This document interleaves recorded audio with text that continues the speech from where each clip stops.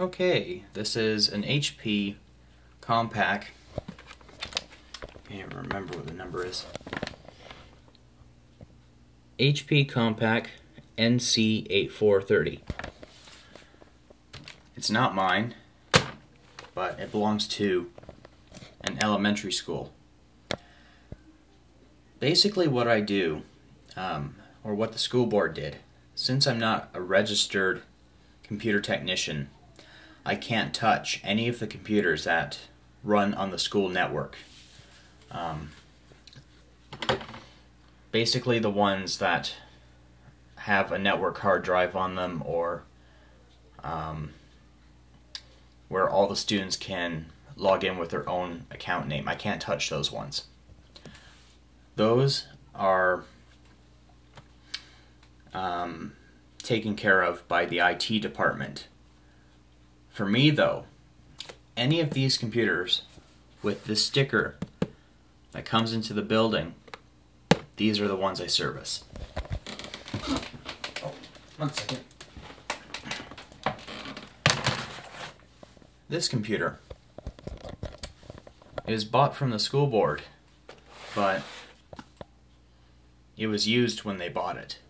So it's not brand new, and the IT department people don't even touch it. It has to be registered in the department for them to work on it. But since this computer and this one, oh, 1 sec, and that one, all three of these computers, they're not registered. So the IT department says, no, they have to be registered for us to work on them. If not, then too bad. And that costs money, you know. You have to pay for each computer to be registered. So instead of doing that, and since I know a lot about how to fix these, they contact me and I work on them for the school. And they do pay me. I usually come in for the entire day during weekdays or PA days or school holidays or whenever they need me. And I usually stay for the entire day and I get paid $100. So, you know, sweet. Where's the power cord for this? I just dropped it. Oh, there it is. It was sitting on my lap. Now, you see that piece right there?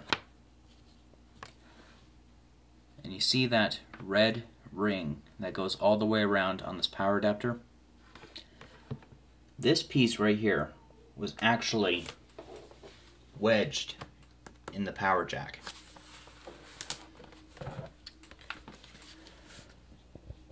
You see that hole right there? And you see how there's that ring that goes around? That's where it was wedged in. It wasn't a full circle, thank God. It was only half. I spent 3 hours trying to get the son of a bitch out of the machine. What would happen was, every time when you were to charge the computer up, that's how far the power adapter could go in. So you could barely get a contact. So that was a huge problem. The machine was still able to charge, but you would have to constantly twist the power adapter in order to get a good connection. And any sudden movements would screw everything up. So, after spending 3 hours of torture, I kept thinking different ways on how to get this out. Well, there's many ways. I could either hit the laptop off the table and risk breaking something. I didn't do that. I could try disassembling the entire computer and then have to spend another hour reassembling it. I didn't want to do that either. I didn't even have the time to do that. Oh, I'm trying not to burp here. So what I did was I grabbed a sewing needle and I grabbed a pin from a Canadian poppy and I used a safety pin. What I did was I cut the top piece off of the safety pin, and I could use the two pieces here as tweezers. Well, that didn't work. So I spent 3 hours trying to get this thing out.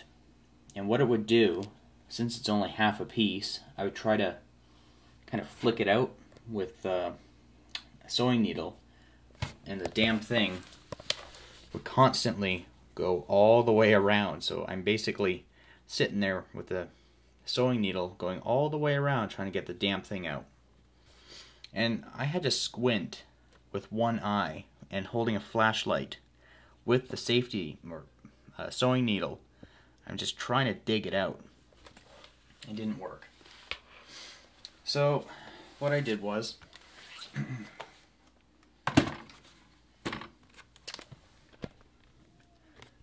I took the dashboard off, or control panel, dashboard, whatever.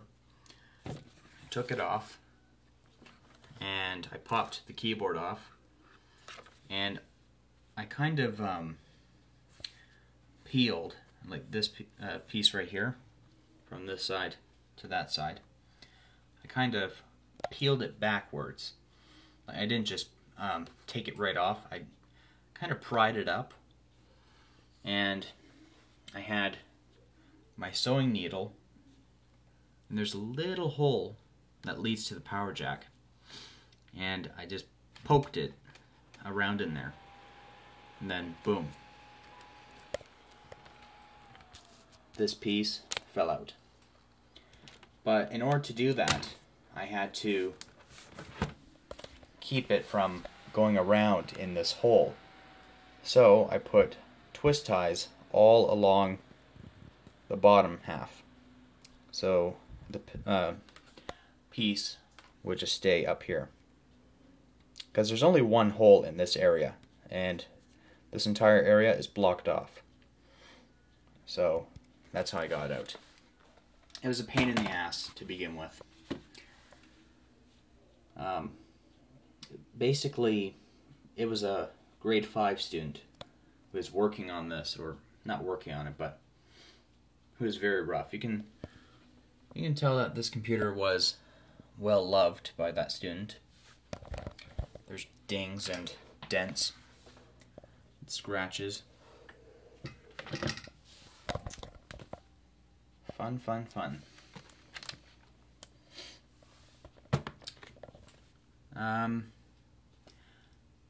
So yeah. Hard to believe that this computer was suffering with this problem for 2 years now. And it was kind of a last minute thing, you know. They were like saying, oh, by the way, before you go, here you go. Could you fix this for us? And I just stood there and I said, oh, shit, okay. So that's what I ended up doing. It's kind of a last minute thing before I left. But hey, it's a job. They hired me. I get paid for it. So I don't see what the problem is. And they just call me whenever, you know. Now, let's start this machine up.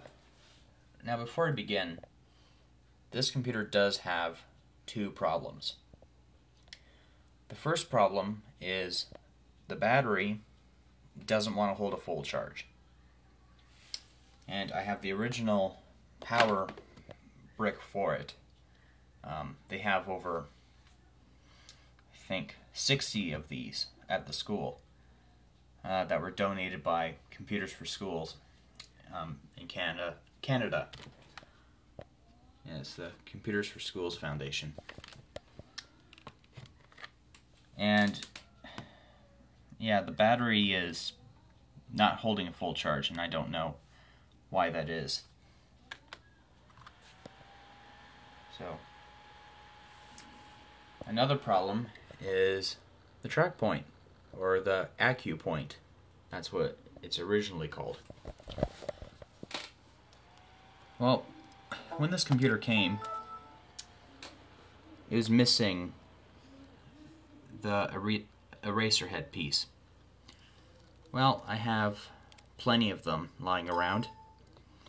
Just popped it on and tried using the ACU point. The mouse isn't moving. Mouse pad works. These buttons up here work for the mouse up here. See? But I can't move the arrow. So there is something wrong with the contacts or whatever, or the connections. You never know. This machine was running Windows XP, and the mouse still wasn't working. This was working, the buttons up here were working, but this wasn't. So I know it doesn't have anything to do with the operating system. It has something to do with the connections, or possibly the drivers. I don't know. You'd think that Windows 7 would find the drivers for you, and it should. Heck, it probably don't even need drivers. It should work for all computers. So anyway, this computer has an Intel R CPU. It is a 1.66 gigahertz processor, 1 gig of RAM. I've installed not XP, Windows 7 32-bit, and it is called Classroom PC. And yeah, the hard drive, is a 55.7 gigabyte drive. That's the same hard drive that was in my Acer Aspire 5050. Well, not the same one, but the same size. This machine has no Ethernet, not Ethernet. It has no wireless. I've looked on the board up here. There's no wireless chip.